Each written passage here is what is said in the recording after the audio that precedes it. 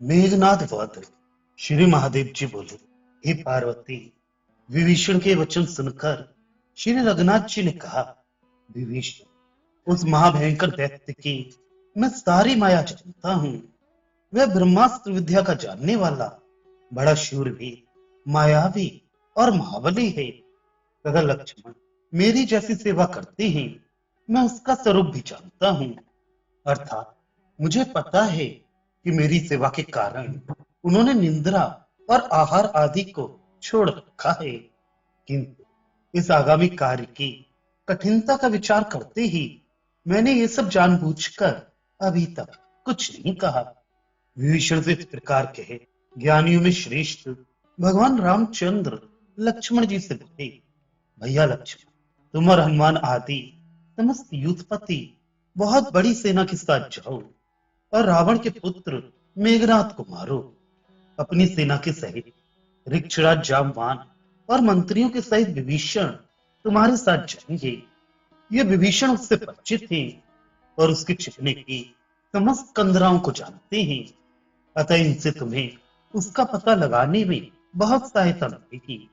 रामचंद्र जी के ये वचन सुनकर महापराक्रमी लक्ष्मण जी ने विभीषण को साथ ले अपना एक दूसरा उत्तम धनुष उठाया और अति प्रसन्नता पूर्वक भगवान राम के चरण कमल का स्पर्श कर कहा, प्रभु, आज मेरे धनुष से छूटे हुए बाण रावण पुत्र इंद्रजित के शरीर को भेद कर भोगवती पाताल गंगा के जल में स्नान करने के लिए पाताल लोक को चले जाएंगे। रघुनाथ जी से इस प्रकार कहे सुमित्रा नंदन लक्ष्मण जी ने उनकी परिक्रमा की और इंद्रजित को मारने के लिए बड़ी तेजी से चले। उनके पीछे हजारों वानरों के साथ हनुमान जी और मंत्रियों के सहित विभीषण ने भी बड़ी शीघ्रता से कूच किया तथा जामवान आदि रीछ भी तुरंत ही श्री लक्ष्मण जी के साथ चले। जिस समय वानरों के सहित लक्ष्मण जी निकुंभला के स्थान पर पहुंचे, उन्होंने दूर से ही वहां राक्षसों की बड़ी भारी सेना एकत्र देखी। तब महापराक्रमी लक्ष्मण जी धनुष चढ़ाकर सावधान हो गए। उनके साथ वीरवर अंगद के सहित जामवान भी सावधान हो गए। राक्षस राज विभीषण जी ने लक्ष्मण जी से कहा, लक्ष्मण जी, इन राक्षसों को देखिए। सामने जो मेघ के समान श्याम वन राक्षस सेना दिखाई दे रही है, इस प्रबल अनेक को नष्ट करने का यत्न कीजिए। इसके नष्ट हो जाने पर राक्षस राज रावण का पुत्र इंद्रजित भी दिखाई देने लगेगा। इस कर्म के समाप्त होने से पहले ही तुरंत धावा कर दीजिए। हे वीर, इस हिंसा परायण दुरात्मा पापी को आप शीघ्र ही मार डालिए। विभीषण के वचन सुनकर शुभ लक्ष्मण ने राक्षस राजकुमार मेघनाथ की ओर बाण बरसाने आरंभ किए तथा वानर युद्धपति भी सब ओर से पत्थर, पर्वत शिखर और वृक्षादि से व्यक्तियों पर प्रहार करने लगे। इसी प्रकार राक्षसों ने भी वानर युद्धपतियों और वानर सेना पर परशु, तीक्ष्ण बाण, खड़ग, यष्टि और तोमर आदि शस्त्रों से आक्रमण किया। तब वहां बड़ा भारी कोलाहल हुआ और राक्षस तथा वानरों में बड़ा घमासान युद्ध छिड़ गया। अपनी सेना को इस प्रकार दलित होते देख इंद्रजित निकुंभिला और होम को छोड़कर बाहर आया और तुरंत ही रथ पर चढ़कर अत्यंत क्रोध से हाथ में धनुष ले रणभूमि में सामने आया तथा लक्ष्मण जी को युद्ध के लिए ललकारते हुए बोला, लक्ष्मण, मैं मेघनाद हूं, अब तुम मुझसे जीवित नहीं बच सकते। फिर वहां अपने चचा विभीषण को देखकर वह कठोर शब्दों में कहने लगा, तुम इस लंकापुरी में ही उत्पन्न हुए हो और इसी में रहकर इतने बड़े हुए हो तथा मेरे पिता के सगे भाई हो, किंतु अब तुमने अपने स्वजनों को छोड़कर शत्रुओं का दासत्व स्वीकार किया है। मैं तुम्हारे पुत्र के समान हूं। ना जाने तुम मुझे कैसे मुझसे द्रोह कर रहे हो। अवश्य तुम बड़े पापी और दुरात्मा हो। ऐसा कह उसने हनुमान जी की पीठ पर बैठे हुए लक्ष्मण जी की ओर देखा तथा जिसमें नाना प्रकार के तीक्ष्ण शस्त्र उपस्थित थे। उस महान रथ में बैठे हुए उस दैत्य ने एक बड़ा लंबा धनुष उठाकर उसकी भयंकर टंकार की और बोला, अरे वानरों, आज मेरे बाण तुम्हारे प्राणों को पिएंगे। तब क्रोध से सर्प के समान फुफकारते हुए शत्रु का दमन करने वाले दशरथ कुमार लक्ष्मण जी ने भी अपने धनुष पर एक बाण चढ़ाकर उसे मेघनाथ पर छोड़ा।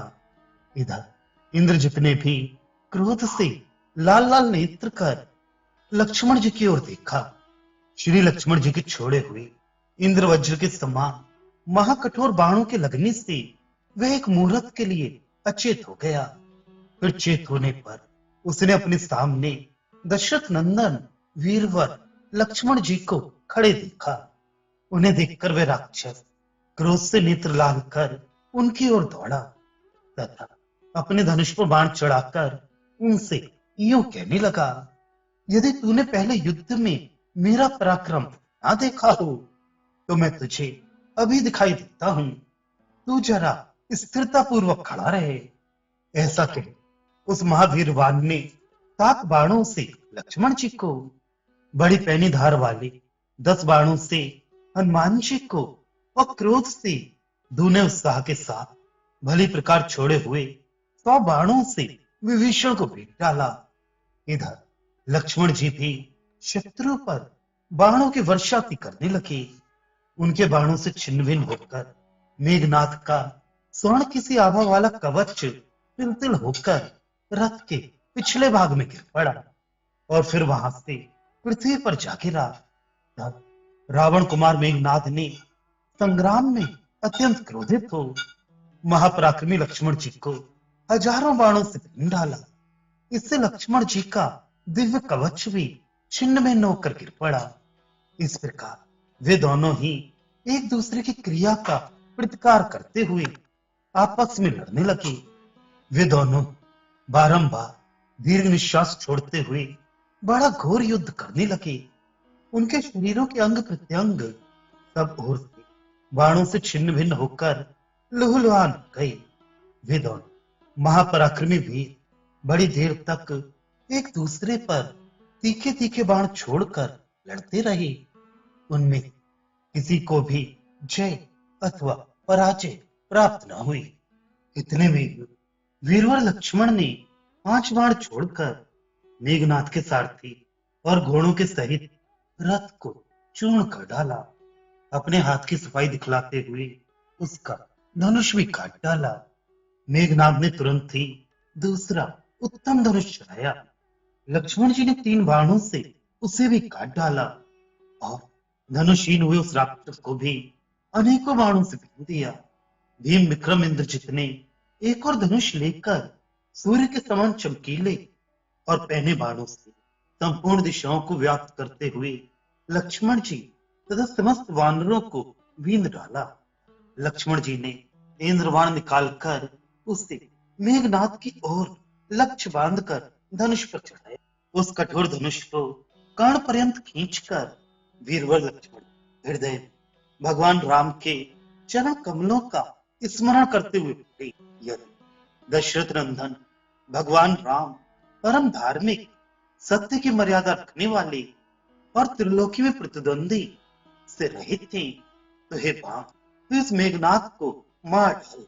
वीरवर लक्ष्मण जी रणभूमि में ऐसा कहे उस सीधे जाने वाले बाण को कान तक खींचकर इंद्रजित की ओर छोड़ दिया।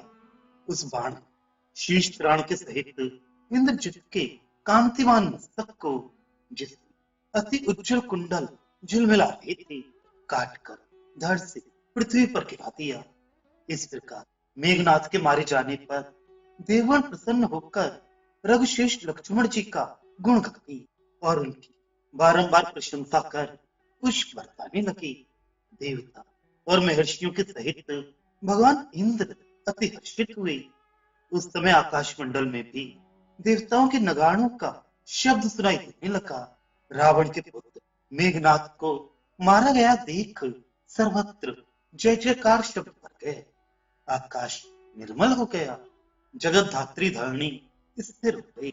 लक्ष्मण जी की थकान उतर गई। उन्होंने शंख बजाकर रणभूमि को गुंजायमान कर दिया और फिर भयंकर सिंहनाद कर अपने धनुष की टंकार की। उस सिंहनाद समस्त वानरगण अति आनंदित और श्रमहीन हो गए। प्रसन्नचित वानर वीरों से प्रशंसित होते हुए श्री लक्ष्मण जी ने उन सबके साथ प्रसन्न मन से श्री रघुनाथ जी के पास आ उनका दर्शन किया।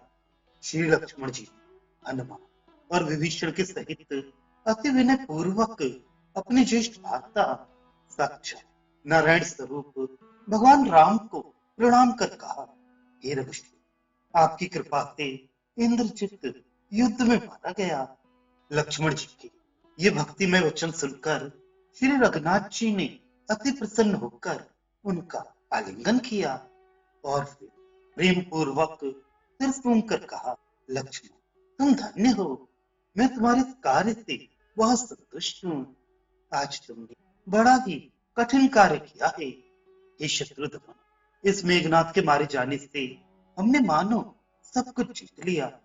तुमने 3 दिन और 3 रात्रि तक निरंतर संग्राम कर किसी प्रकार उस महान योद्धा को मार डाला। इससे आज तुमने मुझे शत्रुहीन कर दिया। पुत्र शोक से व्याकुल हुआ रावण मुझसे लड़ने आएगा तो उसे मैं मार डालूंगा। महाबली मेघनाथ लक्ष्मण जी द्वारा मारा गया सुन रावण मूर्छित होकर पृथ्वी पर गिर पड़ा और फिर मूर्छा से उठने पर पुत्र शोक से अत्यंत दीन होकर विलाप करने लगा। पुत्र के गुण और कर्मों का स्मरण कर वह अत्यंत शोक करने लगा। आज समस्त देवता, लोकपाल और महर्षि गण इंद्रजित को मारा गया सुनकर निर्भयता पूर्वक सुख से सोएंगे। इस प्रकार पुत्र की आसक्ति वश वह भांति भांति से विलाप करने लगा। तदनंतर राक्षस राज रावण अत्यंत क्रुद्ध हो अपने शत्रुओं को युद्ध में नष्ट करने की कामना से समस्त राक्षसों से बातचीत करने लगा। शूरवीर रावण पुत्र के शोक से व्याकुल हो अपनी बुद्धि से कुछ सोचकर क्रोध पूर्वक सीता जी को मारने के लिए दौड़ा। अर्थात शोक और क्रोध के कारण वह ऐसे निंद कर्म को ही अपना कर्तव्य मान बैठा। रावण को हाथ में खड्ग लिए क्रोध पूर्वक अपनी ओर आता देख राक्षसियों के बीच में बैठी हुई सीता जी भयभीत हो गई। इसी समय रावण के सुपाश नामक मंत्री ने, जो परम बुद्धिमान, शुद्ध हृदय और विचारवान था, उससे कहा, अहो दशानन, ये क्या आप साक्षात विश्वानंदन कुबेर जी के छोटे भाई हैं। वेद विद्या में निपुण और यज्ञांत में स्नान करने वाले एवं स्वधर्म परायण हैं। इस प्रकार अनेक गुण संपन्न होकर भी आप स्त्री वध कैसे करना चाहते हैं? हम सबको साथ लेकर आप राम और लक्ष्मण को युद्ध में मारकर बहुत शीघ्र जानकी को प्राप्त कर लेंगे। सुपाश इस प्रकार समझाने पर रावण लौट आया। तदनंतर दुरात्मा रावण अपने बंधु के कहे हुए धर्मानुकूल वाक्यों को ग्रहण कर शोक से मूढ़ बुद्धि हो अपने घर में गया और फिर दूसरे दिन अपने बंधु बांधवों के साथ सभा में गया।